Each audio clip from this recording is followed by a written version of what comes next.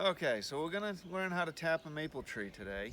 But before we tap the maple tree, we need to know how to tell what type of tree it is. So there's different ways to tell. Normally we would think of the leaves on a tree.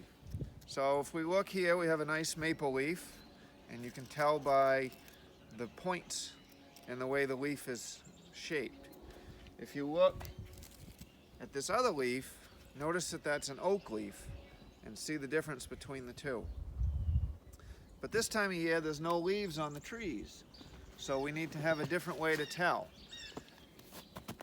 Maple trees' bark typically is gray and kind of rough or shaggy, and it has a lot of this white splotching on it, okay? So, and also the branches on a maple tree tend to be fairly small. So once we identify it as a maple tree, then we can go ahead and tap the tree.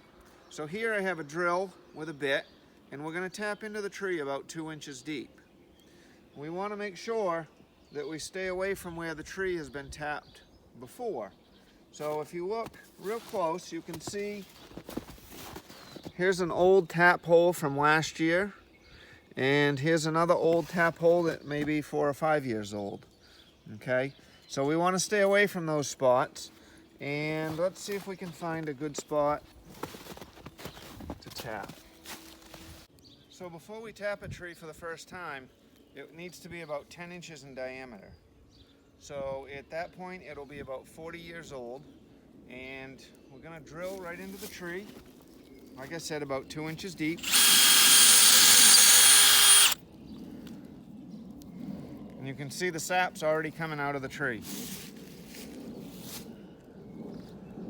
Now if you look, here's the wood that we drilled out of the hole, and you can see how nice and clean it is. There's no rotten, dirty wood. So we know that's a great spot for a tap. So now that we have a hole drilled in the tree, we need to tap in this spile that we put in the hole, and then we just tap it in with a hammer. And then we wait for the sap to drip.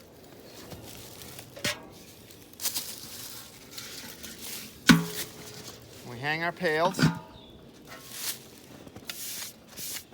and then we'll put a cover on it to mostly keep rain and snow out of the sap. Just like that.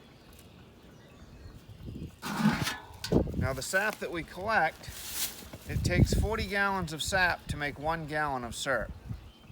So there's a lot of water that we need to evaporate or remove from the sap to get the nice sweet syrup that we all enjoy.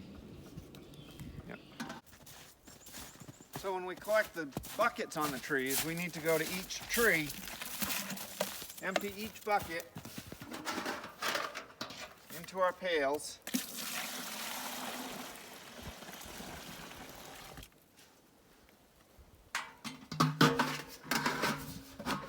and then we take our buckets back to the tank and we pump it up into the tank.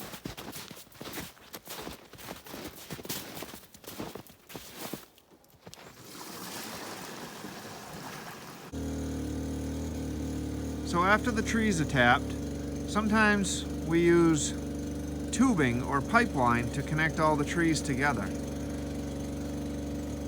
So as you can see, the taps go into the tree, and then the sap flows through these tubes.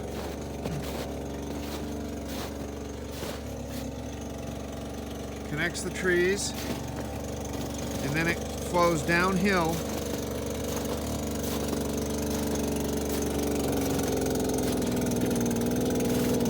into one tank. So when we gather the sap, all we have to do is pump that sap out of the tank and into our large gathering tank.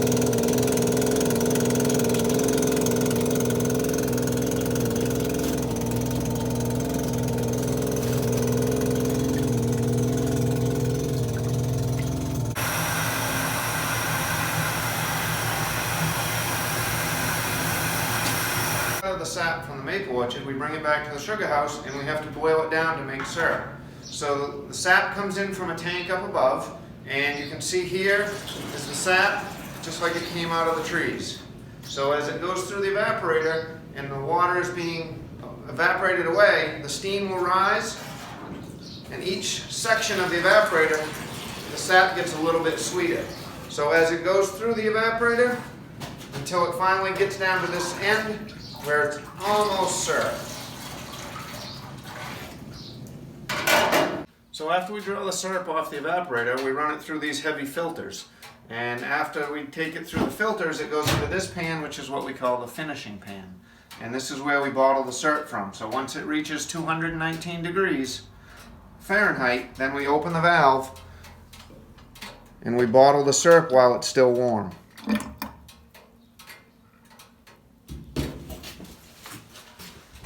There's 4 different grades of syrup, with the lightest coming earliest in the season and the darkest coming latest in the season. The darker the syrup, the stronger the maple flavor. And we have all of our syrup for sale in the dairy store, along with some other maple treats and candies and lollipops.